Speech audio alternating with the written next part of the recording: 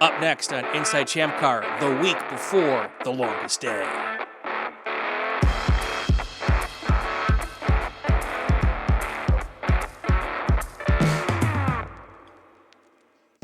And this is Inside ChampCar. I am Brian Bielanski. With me, my faithful sidekick, Bill Strong. I almost forgot my name. I know. You're good at that. Right. This week on the show, ChampCar revives an iconic North American endurance classic, the longest day of Nelson Ledges. We're going to talk a lot about that. Our guests this week are a team that's got a lot of experience at Nelson. They'll be there this weekend as well. Wittenauer Racing. We've got a tech tip. It's a great tech tip. You're going to have to wait around to the end of the show for it this time, though. So, all right, Bill. Nelson Ledges, longest day, 24 hours. Man, are you ready? I've been preparing. I've been on the road for like a million weeks. I got finally a week off. I kind of took a couple of hours off. I do some work in the morning for ChampCar. Kind of do my own thing. I think I sat around and watched movies for a while. Caught up on all my Star Treks and all the latest greatest. And then racing, some good racing this past weekend. With Formula One and NASCAR and IndyCar and WEC and just all kinds of cool and IMSA. Yep. But I got to mow today, so I did that. I'm going to bore you. So I got to mow. I bought a brand new. So okay, this is where racing and real life kind of merge together. So when you race, when you're building a race car, and I've seen this firsthand from my team and also teams through the paddock, you tend to buy what you can afford, to build a race car. And come the start of the race, that stuff is great. Whatever you bought, it's working great. And then 2 hours in, all that crap starts coming off the car. Yep. All the OE stuff start going back on the car. The most expensive parts you can buy, and at the end of the race, you'll see this big pile of, anodized purple Doughboy parts in the paddock. Well, my life's kind of like that too. I get the string trimmers and the the saws and stuff, the chainsaws, right. And buy what you can at Home Depot or Lowe's or whatever. Well, I've learned that they only last me me a little bit. So I've been starting to buy professional tools. Right. For my big property, all 13 acres of it. And they're awesome.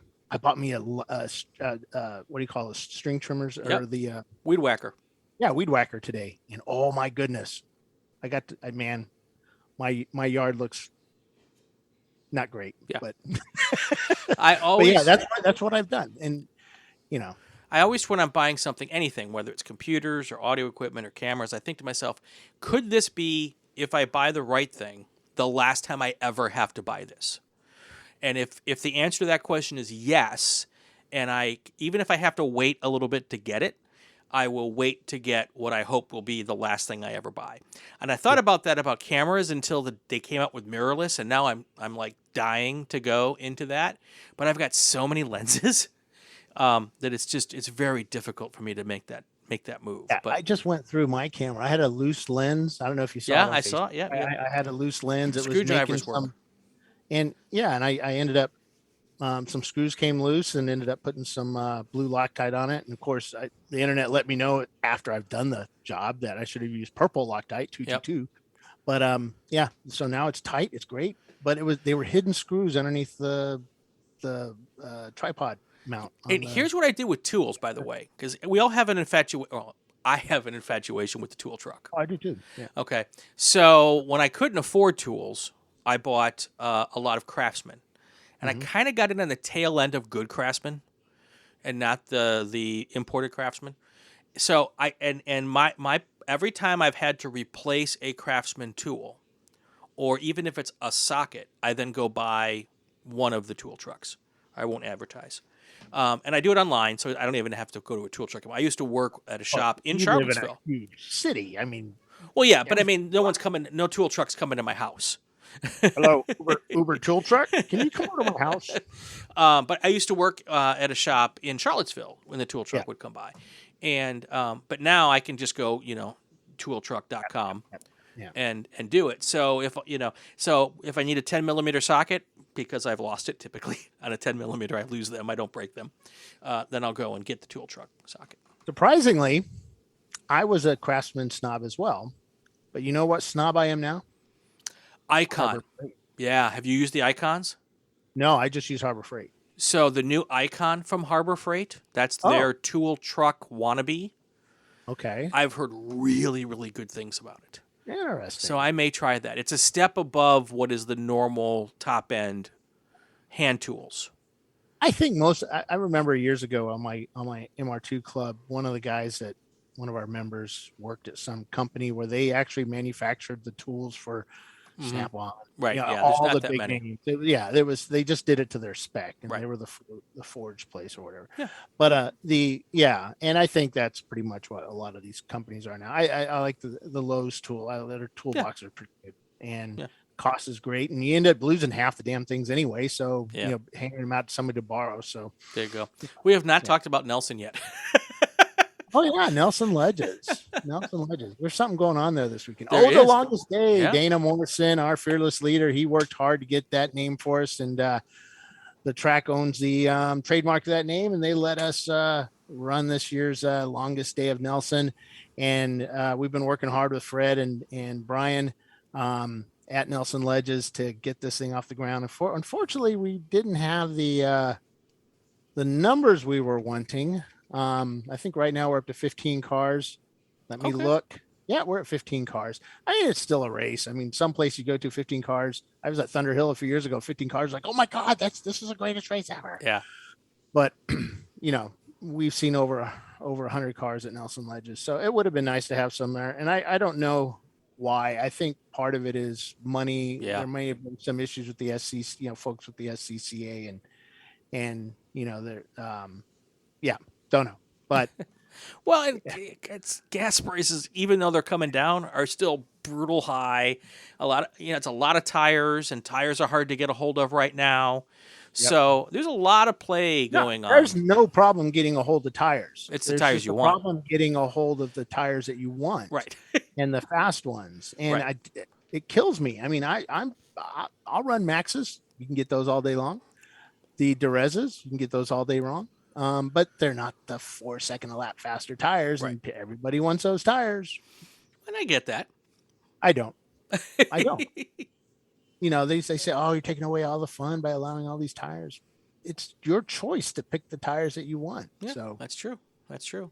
So what do people need to know who are getting ready to go to Nelson this weekend? Anything special, as far as when they get there, all that other fun stuff? What do we need to know? Well, if you're getting there Thursday,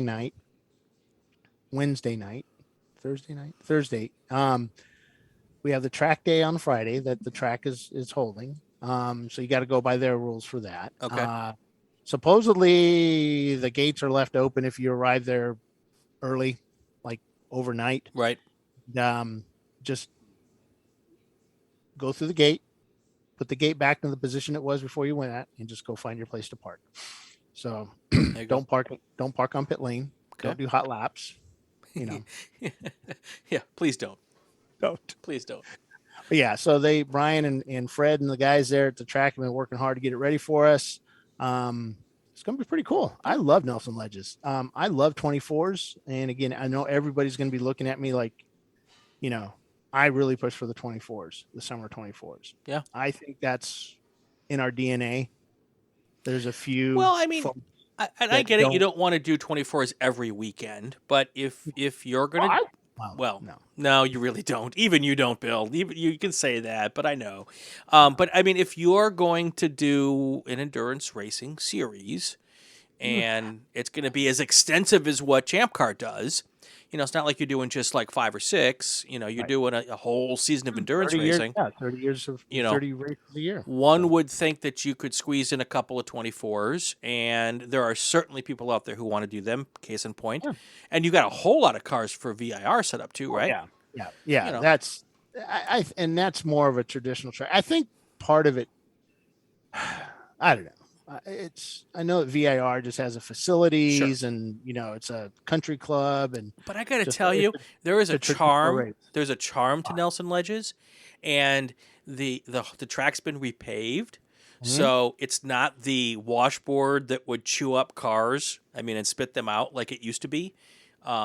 And it is, and maybe you don't get as many cars as VR, but if you had, I think 30 cars at Oh, it would Nelson have been for a good. Yeah. 24 would be ideal. Yeah. Yeah. And but even 15 is good, but 30 would be fantastic, and because it's just, and the people, and there's nothing wrong with the people at VIR. I know the people at VIR personally. One of Yep. my dearest friends was involved with reopening VIR. The people are fantastic there, but they're just really nice people at Nelson. Well, And Nelson, I've known the folks that ran it before. I'm still friends with yeah. them and good people and um great to party with, hang out with. Lots of great stories from Brian Bart and those guys. Um, and then Fred's got a lot of great stories, just since the rebuild.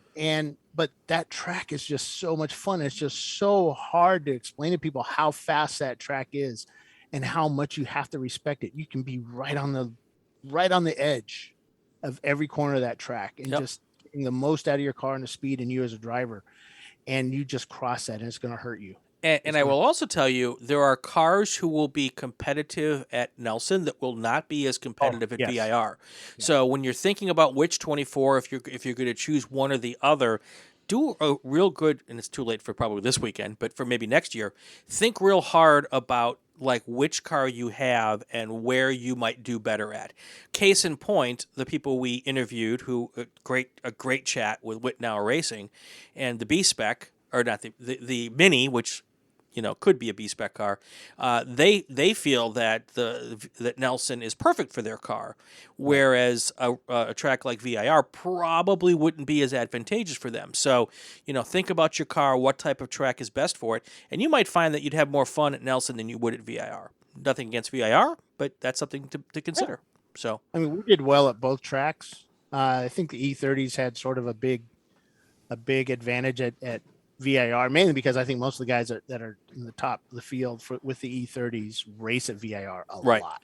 right, But one of the things that I worked really hard this year getting is the chill out systems. mm-hmm. They're sponsoring the summer of 24s, so the winner of or the total score of both the Nelson Ledges race and the VIR race, um, combined scores, the lowest score of that will win a Quantum Pro chill Right, out system. nice. It's a $4,000 unit, dude. Wow. Four So thousand dollars. here's a question: at this point, do you have teams that are racing in both? Yeah. Okay, Yes. so I think there's 5 teams, okay, 4 or 5 teams. But if you're listening, you still have time. yeah, Still have time. you can get, And and if you're at longest day, you need to enter the yeah, there you go, there you the go. VIR 24. But you could have an average day at both races and end up with a really nice system if you're Yeah. doing both. Yep. Yep. You Because know, if you win the VIR 24, you ain't getting the system because you had to run Nelson Ledges. oh, you have to run both to get Or the you have to system. run both. Yes. Oh, okay. Yep. So So somebody's going to win it. And I see Visceral's got 2 cars signed up. They do well. RVA Graphics is signed up for both races. Money Shift Racing, they usually end up going to kind of both of them. Atlanta Speedworks, they'll be there as well. Two Idiots, a Garage, and Sheboygan Auto Helpers, they show up at a lot of races. I don't know if they're wait, you and actually, I are racing no, just Two Idiots and a a, Garage and Sheboygan Auto Helpers. a So different two idiots. different Two Idiots. That's how we should talk about the other two idiots are racing, and we're just going to talk about it. Yeah. So Nelson Ledges this weekend, Great. 24 hours. It's gonna be Polly, me, and Tiffany doing the first part of the show. I'm gonna let them kind of play, and while I kind of go out and do pictures during the day and doing my regular marketing stuff, Mm-hmm. and kind of rest up. And then I've spent all day yesterday working on our side of the show for the overnight. Okay. So once Paulie's tired and he's deciding to go offline, then we will take over the show locally, and we'll be me, you, possibly David Haynes. I still Okay. haven't got back with him yet. And maybe Tiffany, because Tiffany's done the 24 with us too overnight. So we'll see. And, see if Bill falls asleep. Yeah. But plan to do a lot of, I got me an orange reflective biker, not biker, a bicyclist overcoat, because it's supposed to be cold in this low 60s overnight, and it's got reflectors on it so you guys don't run me over. Hopefully. Hitting Bill's like hitting a deer. It'll do more damage to your car than it will to Bill. Oh yes, yeah. Trust me, I'm gonna flop on that hood so hard. All right, my friend. Anything else before we head to break? Nah, it's gonna be fun little talk we have coming up here, and that's it. Back to you, Brian. All right. We're going to take a quick stop, and when we come back, Wittenauer Racing. They're getting ready for the longest day of Nelson Ledges. They've got some experience at that track. Really cool group of folks to talk with. I enjoyed it a lot. And an Inside ChampCar first. All of that next on Inside ChampCar.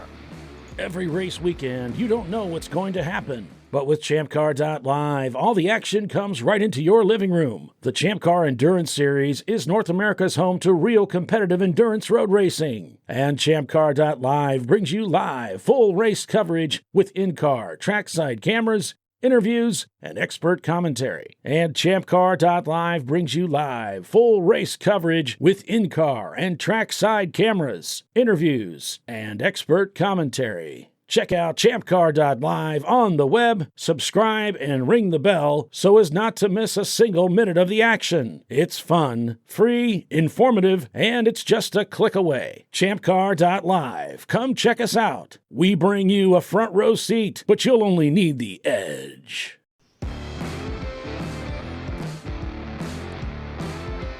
Welcome back to Inside ChampCar. I'm Brian Bielanski. He is Bill Strong. Bill almost forgot his name again this week. Almost. Joining us now, we're going to talk about the upcoming longest day of Nelson Ledges some more. We've already banged through a bunch of important stuff in the previous segment, but now we're going to talk with Wittenauer Racing. They run a Mini. It's not really a Mini because it's like a BMW that looks like what used to be a Mini, but that's my argument with the Minis. I apologize. I don't know, man. I don't know, because those Mini owners, they get pretty. Yes, I know. Herbie. Be of both kinds. Yeah, you'll be hit over the head with whatever they put on the Mini dash. And usually I do get hit over the head. Is that the Volkswagen they put the flowers in? That's the Volkswagen, Bill. Different car. Yeah. Okay. Anyway, Can we start this again? No, you've already made that mistake once. Welcome, Wittenauer Racing. I have a whole bunch of people here. Let's go through and have each one of you quickly say hi and introduce yourselves. Let's start with what I'm going to guess is the patriarch and matriarch of the team. So go ahead, Kelly. I'm Kelly Wittenauer. Our son Dylan got us into this. Oh, usually it's the other way around. I blame my obsession on my father. It's the other way around with you guys. Yeah, and this is John Wittenauer, okay. And I'm the crew chief and the guy that does most of the car prep. Nice. Dylan? So I'm Dylan Wittenauer. Like they said, I said, let's go racing a few years ago, and here we are. And Ron? Ron Morris. I'm a driver. Sometimes I bring money. Sometimes I bring beer. Either way, they're happy. I try and drive fast, and I try and fix it when I break it. Nice. And Lee is here with us. Yeah, hi, Lee Helpingstein.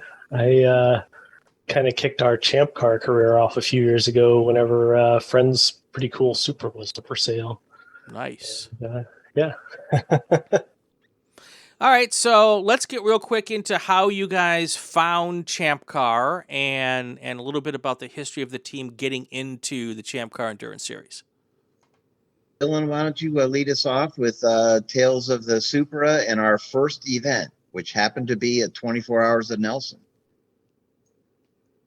So yeah, like Lee mentioned, one of his friends had this 1987 Toyota Supra, the Supra as we called it, for sale. The team name at that point was Whole Lotta Laps because the car was 780 something points, thanks to the LS1 T56 Camaro swap in it. So it had a lot of horsepower and lots of things like the brake on it when it had lots of horsepower. Did you spend But a it lot was of time? fast. Yeah. Did you spend a lot of time filling it up with fuel? No, not really, we spent- because it didn't run. Oh, Oh, So our first ever ChampCar event, most of the Wittenauers we've been racing vintage cars for a few years, but then Lee was the one that kind of dragged us into let's go do a ChampCar team. Right. Like, all right, sweet, that sounds cool. And yeah, that very first ChampCar race for us was Nelson Ledges 24 in 2019. And I think Dad spent more time driving back and forth to Summit Racing trying to get the right parts to put the thing back on the track than the car spent on track. now first Dylan, event. had you guys raced before? Done any sort of motorsport? Yeah, pretty much all of us had. Okay. So Mom, Dad, and I all race vintage minis, and Mom races something related to a mini called a Unipower GT in via CDA.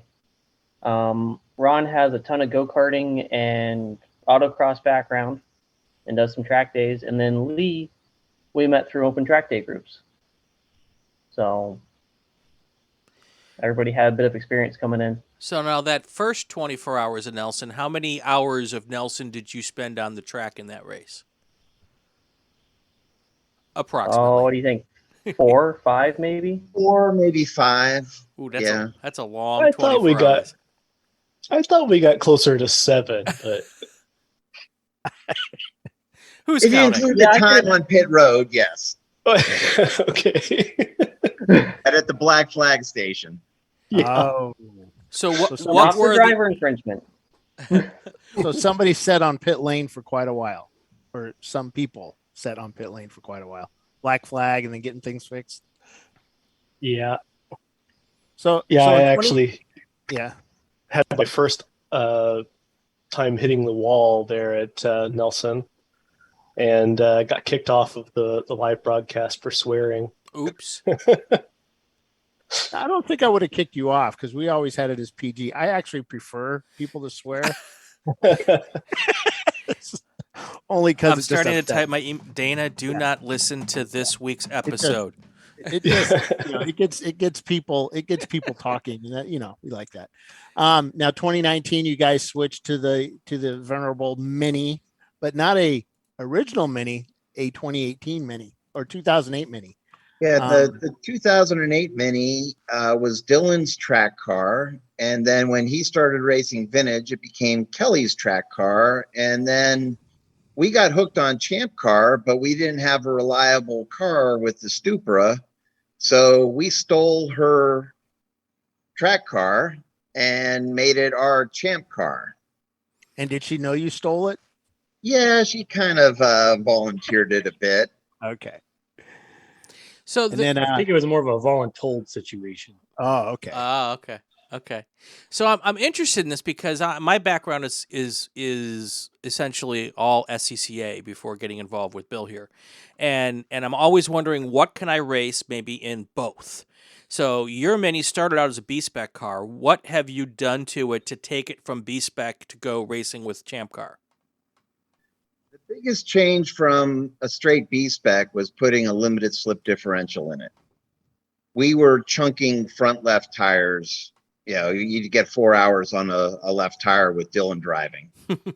Maybe a little longer with some of the rest of us driving. That's at but, Nelson Legend. That's at Nelson though, right? Yeah. Or just anywhere. Gingerman too. Yeah, Gingerman Oh, okay. too. Okay. Yeah. So putting an LSD in it was step one, and that really helped with the tire wear. And then since we weren't going back to the SCCA, we've now gone to the 10-inch wide wheels, and we've actually gone to a Cooper S gearbox on our base model Mini, which is a little beefier. It's a better clutch and beefier gears, a little different gear ratios. Okay. All right. Sounds interesting. Cool. So how has that been working out for you now with the B-Spec and in your class? How is the competitiveness of that car? Go ahead, Ron. Like upper third. Yeah, I was going to So- say, in my opinion, what I always tell people is I think it is without a doubt the best handling car on the track. I don't think I've ever been passed in a corner, but it is also often one of the slowest cars on the straight. And on balance, that tends to work pretty well. It really depends on the track. Something with a long straight like Road Atlanta, maybe we were struggling a little bit, but at a track like Nelson, where it's a lot of high-speed corners, or Pit Race, even though Pit Race has some long straights, it's impressive how quick that car can be, just because it's so fast in the corners. And man, you can really sail it in the braking zones. So I guess, despite the significant lack of power, it's really impressive the lap times that it still puts down. And it's an easy car to drive hard, which I think is important for endurance racing. The nose of the car is a little bit of an eggshell, but overall the car is a tank. And having been upside down in it, I feel confident driving it.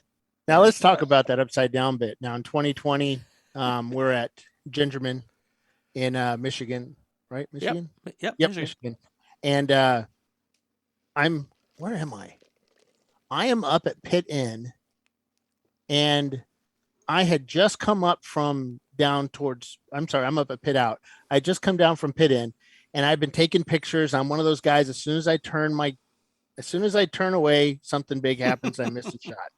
So I'm down at Pit Out, and I hear on the radio, there's a race car at the gate. At the gate. They said, yeah, there's a race car upside down at the gate. And you're like, what? And sure enough, your brakes had gone out, and you'd gone over through the sand trap, over the berm, and basically flipped it upside down onto the entryway to the track. And we got the radio report from the gate or the person running the gate. Now, were you upside down, or were you? So that was a different driver, but the first time the car rolled was at Nelson the year before. Oh, okay, all right. And that was the last 24 at Nelson before they went to the 8.7s for a couple of years. Okay. So what happened at Gingerman was, after Saturday's race, we took a look at the front brake pads, and it's like, oh, these have plenty of life left. And then we got out there for Sunday's race, and there was not plenty of life left. And actually wore through the pads. Calipers came out, lost brake pressure. Driver was coming down the back straight with no brakes, and went off through the field and flipped. And driver was okay, a bit sore for several weeks, and it bent the cage, so that car was done. We got a 2009 shell for $500, put a cage in it, and then transferred all the parts from the 2008 to this car. So if the brakes didn't make it through Saturday and Sunday, can I assume they don't make it through a 24-hour race? Is that something you guys are going to have to change during the longest day? We've gone to a different front brake pad. Got it. And we will be monitoring that closely. I bet you will. So do you anticipate that you're hopeful now that the new pads will get through the whole 24? That's been the experience. A couple of the Miata teams shared their experience with us, and so we're following some recommendations on a different pad. Cool. I think Nelson's a lot easier on brakes than Gingerman too. You tend to really hit the brakes hard a few places at Gingerman, where Nelson has only one. Yeah, you don't really use the brakes that much at Nelson. There's a few corners at Nelson that are not corners in the Mini. Yeah, so that helps. Yeah, definitely. Yeah, we were really panicky with the MR2 the first time we went there, thinking, oh, we're not gonna have enough brakes, or with the V6 MR2, because we did have some issues with the 4-cylinder ones we ran there, and come to find out it was just mainly because of pad choice. But once we figured out what we were going to use on the V6, we had no issues. They looked almost brand new when we were done. But yeah, except for our nose, because that kind of went through a tire wall at one point. So now, without giving away the all of the strategy, what are you guys looking at for this year at the 24-hour. What is your plan? What are your hopes for the 24-hour this year? Well, we're going to kind of be the tortoise and the hare story. We're going to start off with Kelly and I driving, and save the hot shoes for the last 16 hours of the race. And so our strategy, the two of us, Kel and I, is to keep it clean, keep it on the track, keep the shiny side up, then go get a little bit of rest and come back and crew for the hot shoes, through the night and the following morning. Got it. So you're going to have how many drivers then for the 24? We'll have 5. Okay. And, Dylan, Lee, and Ron will each do 3 shifts. I'll do 2. Kelly will do 1. Okay. Cool. That's the plan. Now, guys, as we get older, Speak for you yourself. find it hard. I know. I just have to. How do I say this politically correct? So, as you get older, is it harder to drive at night versus when you were young, like these guys here? I do think so. When I hopped in the car at night at Nelson, how you normally would look out of the next turn is where your eyes are. And I found my eyes now in front of my car. Yeah. And that was not good. So, the world shrunk. And, Dylan can hop in the car. He can hop in my race car and take 10 seconds off my lap time. I mean, there's definitely a difference in, the skill level and the reaction times and such. Right. So I'm more than happy to let these guys, run at night. Personally, I love to run in the rain because I've got a low power front wheel drive car, and it's fun to wax the bumpers of these other guys that you don't normally get to play with. Yeah, I found that the 24s we'd run as I got older, it was just harder and harder to drive at night. Part of it is because I wear glasses, and the amount of light that gets through the glasses or contacts or whatever, where it just got harder and harder to see.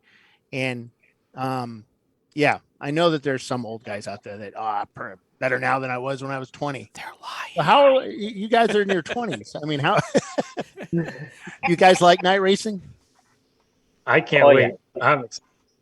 Have you night raced before? You have, right?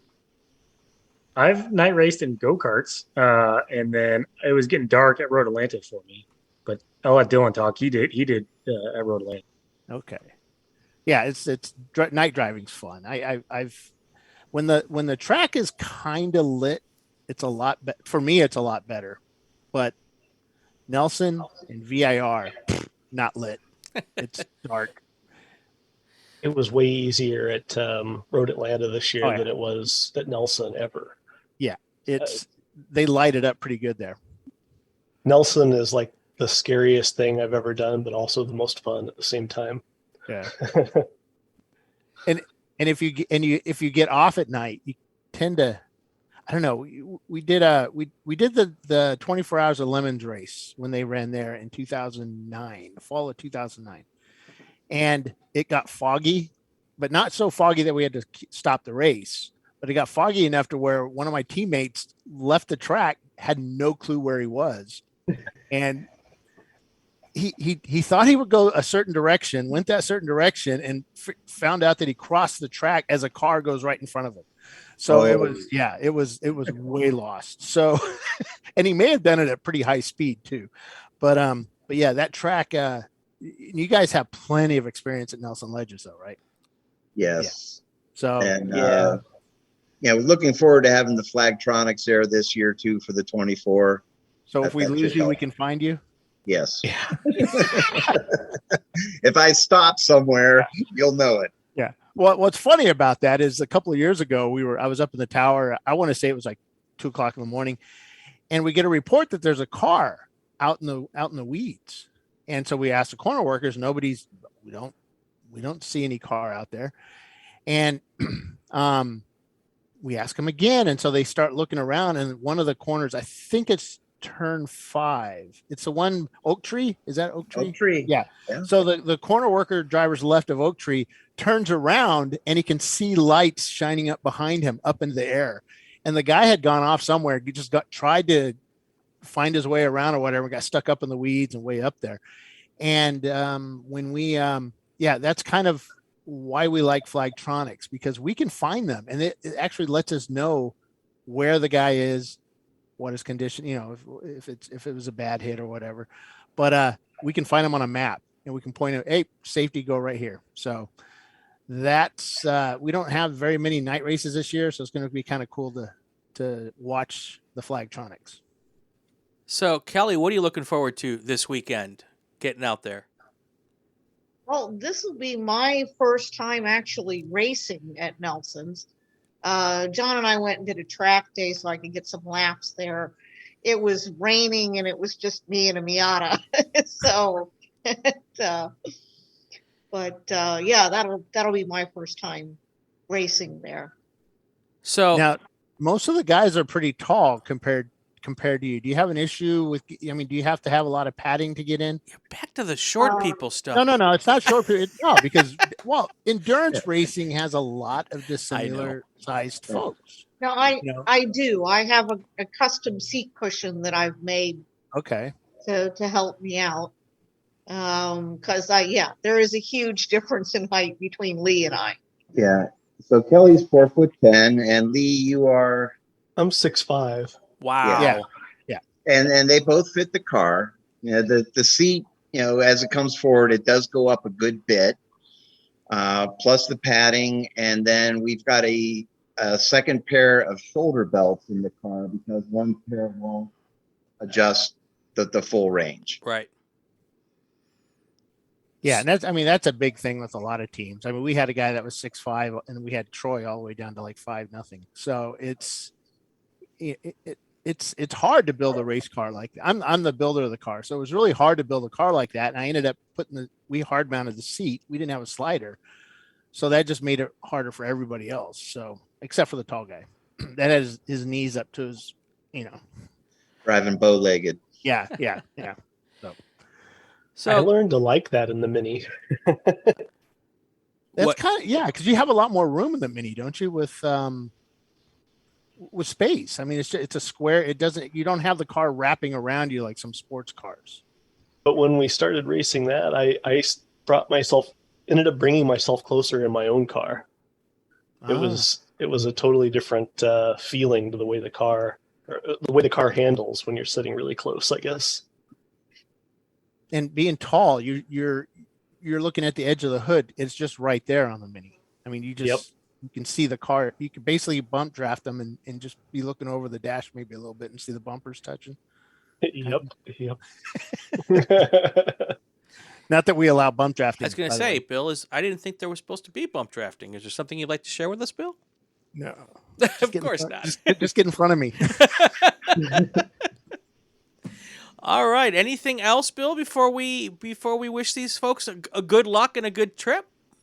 I don't know. So what do you guys do for food? Oh, yeah. For 24, not now, but I mean, what do you do for food for 24? What's for dinner? No, just kidding. Yeah. My wife is baking some treats. I know that, so that will help. It's good to have sugary. You have your carbs. families coming out and helping you out too. Yeah. Yeah. Okay, that really helps out a ton. Kelly's also known as the cookie lady when we ever go to the track. It's and Lee, this weekend it's snickerdoodles. Yes. And I think I'll let Lee speak. He picked some treats up as well. Yeah, I was just on vacation in the UP and I'm bringing back a dozen pasties. Oh, the Upers. I'm from Wisconsin, so I know all about the UP. It's my first trip up there, and those pasties are so good. Yeah, it's good that you went in June or July and not in December. Mm-hmm. It's nice and cool, but not too cold. Exactly. For those who don't know, the UP is the Upper Peninsula of Michigan, and it is. I was Googling that and getting all kinds of weird stuff, man. Yeah. But yeah, as we tend to call it, Canada Light. Canada Light. Yes, that's actually pretty good. I Good like one. that. Yeah, I like that. That's pretty good. All right, everybody. Thank you so much. Good luck this weekend. We hope that we do a little Victory Lane interviews afterwards. Hopefully, we'll get a chance to talk with you folks. Hopefully, you'll have no problems, and the car will be nice and sorted out, and I'll be following and watching along. And you might be joining us, but yes. you don't know that. Well, I'm going to do a little something, hopefully, in the nighttime hours. So hopefully I'll get to talk about you guys at that point. So. Yeah, so he'll be doing that, and then I'll be able to come down and talk to you guys with the mic, with the Mr. Microphone. All righty. Awesome. Cool. Awesome. Thanks, guys. All right, that is the good people from Wittenauer Racing. They're going to be racing this weekend at Nelson Ledges. When we come back, we're going to, Bill doesn't know this, but we're going to do the tech tip in this segment because the next race isn't until like 2027 or something after this one. So we'll do, I'm just kidding, it's only a month away. We'll do the tech tip next. You're listening to Inside ChampCar on the Racing Wire Podcast Network.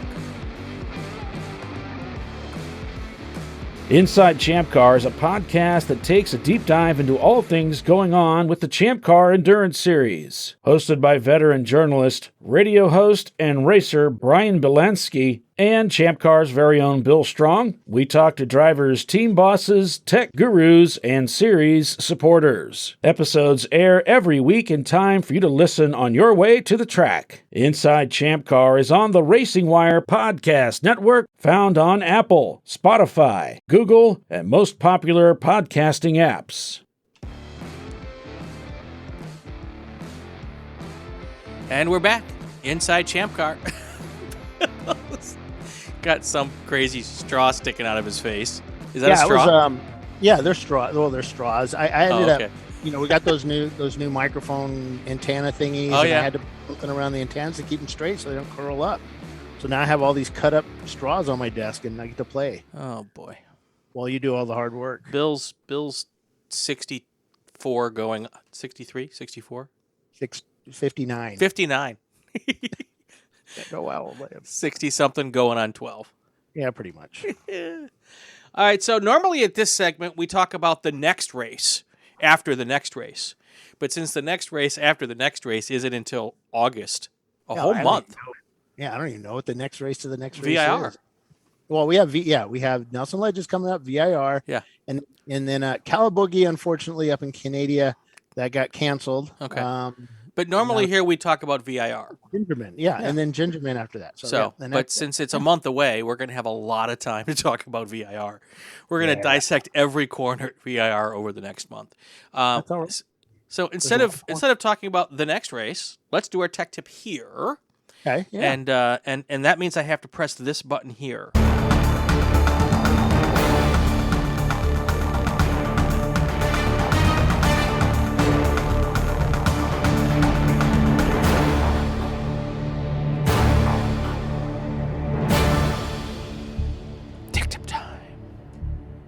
So this is a good idea, by the way. You kind of gave me a little hint, but this is a good one. I like this. So I spend usually a week or so up to the event, getting questions from guys and gals wanting to run live video in their cars. How do you do it? You can do two things. You can share it with ChampCar Live. Yeah. Or you can send it out to your friends and family on your socials. Right. Well, most of it is, hey, I got everything on the car done. Of course, I always question, you'd never have everything on the car done. Right. But I've got everything on the car done. It's ready to go. It's packed up. Now I want to do my live camera stuff. What do I do? And it's usually, 24 hours before they're supposed to leave for the track. About the same time they're saying, hey, where do I order my numbers from? I'm not picking on you guys. This is taken. This really happens. Mm-hmm. So, and my thing is, the live video thing, basically you need to find some kid that knows how to do electronic stuff and how to program and do some cool stuff. And Paulie's done some really good videos up on our YouTube channel, how to do it. But my thing is, the live stuff works or it doesn't work. And most likely it doesn't work. And it works for so long and then just stops. Right. Or something, you want to have video in your car so you can have something to give your team, your drivers as a memento. They can show their friends, they get happy, they can come back and, hey, this is what we did last weekend. or if something breaks on the car, you can use the video to figure out what had happened. How many times did this guy hit that curb that he said he was never hitting, or stuff like that. Right. And the camera stuff, film it. Get your GoPros or whatever, your Yees, and just put a chip in it. Get a couple of them. They come in for fuel. Pull that one out. Stick another one in, and just hit record. You don't need to do live. Just hit record, and then maybe put together a little video for later. Most people aren't going to sit around for 24 hours watching you race. They may come back from time to time, but most people aren't going to do it. Hell, they don't do it for our show. So, well, and you said something else was that if you have more than one camera, then maybe do one live and do a second camera recording. And that's a great idea, and you can even put the two cameras side by side so you get the exact same view. Yeah. And it's easy to do. Yeah. But just know that any live stuff, it sounds like a really cool deal. You'll end up pulling most of your hair out doing it. It's like I said, it's either going to work or it's not. My stuff is, wow, that's a big strike of lightning. That's a big lightning strike I just saw in the background. Ooh. Oh, and I actually heard it this time. Yeah, that one's shaking the house. But yeah, it's one of those things that it's either going to, I forget where I was at. I got distracted. It's either going to work or it's not. And when it doesn't, it's going to be frustrating. Yeah. Yeah. It's going to be frustrating. And you're just, you've got enough things you got to worry about on the weekend. But, but Paulie's done all kinds of really cool videos that he has up on our YouTube channel. Just search for, setting up live streams for ChampCar. Cool. But do it way before. I've watched those videos, by the way. Paulie does a real nice job with those. He does. He does a really good job on those. So, but yeah, and that's it. Just, maybe move the camera around, get cameras of the driver's feet, their hands shifting, have a camera pointed on the dash, kind of looking at them. And, it always, you don't have to have the best cameras. We've done some experiments over the years using those, like $30 dollar store cameras that record the SD card, and not the best, but they did great as an in-car camera looking at the driver. They did great. Yeah. And as just it's fun. And then use your Apple Mac or whatever you use to do videos and make a video using, there's lots of software out there to drag and drop your videos in. It does all kinds of cool stuff for you. Does it for you automatically sometimes. Yeah. So, and then use that as a publicity type photo for your team or a video for your team or to get new drivers in. You can also, and I'm going to add a little to this, you can take an old set of headphones and break them apart, get a splitter for your headset that goes to the driver, and wire it up so you've got the headset microphone up, headset, not microphone. You know what I mean? Speaker, thank you. Up next to the GoPro or whatever you're using, so you can record the back and forth between the driver and the crew. You'll only get the driver. Oh, you'll get the driver too, because you'll hear him talking possibly. I think some of the cameras you can't do that with. Some you have to have some sort of special splitter on them. The newer GoPros have some proprietary cable. Yeah, I don't think you can actually put it into the video, but if you put the camera close enough, just the nat sound mic will pick it up. Oh, yeah. I see what you're saying. Yeah. I see what. Because I don't think any of those cameras have a audio microphone jack. I have a really sweet system from Racing Radios that plugs into our GoPro that we can hear two-way communication between the driver and the pit lane, and also get outside sounds. We did it with Randy Popes one time, giving us a preview of Road Atlanta, and it worked pretty well. Nice. And there were a couple little issues with it, but most of it was just software related. Well, I'll have to have you send me the link for that. It's pretty pricey. Yeah. Well, and, Bill's got the best of everything.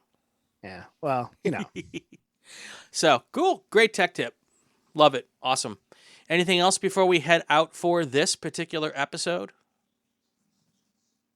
I'm thinking Ray and I will be arriving on Thursday afternoon, which is about the time you guys are listening to this. And we'll be starting to set up Flagtronics at the track, and then getting ready for the test day on Friday. And race morning, we will be going live with the show. I was going to say, ChampCar Live all 24 hours, right? All of it. Hopefully. Till I fall asleep. If all goes well? Yeah. All right. We'll catch you on the next time. We'll talk about what happened at Nelson next week, and we'll also talk a little bit about the upcoming races at VR, and we'll find other cool stuff to talk about. Oh, yeah. That's going to do it for this episode, Inside Champ Car. You like what you heard? Subscribe to the podcast so you won't miss any episodes. It'd also be great if you share it on your social medias. Comment on the ChampCar Facebook page. We have a new episode every week. He is Bill Strong. I am Brian Bielanski. And this is the Racing Wire Podcast Network.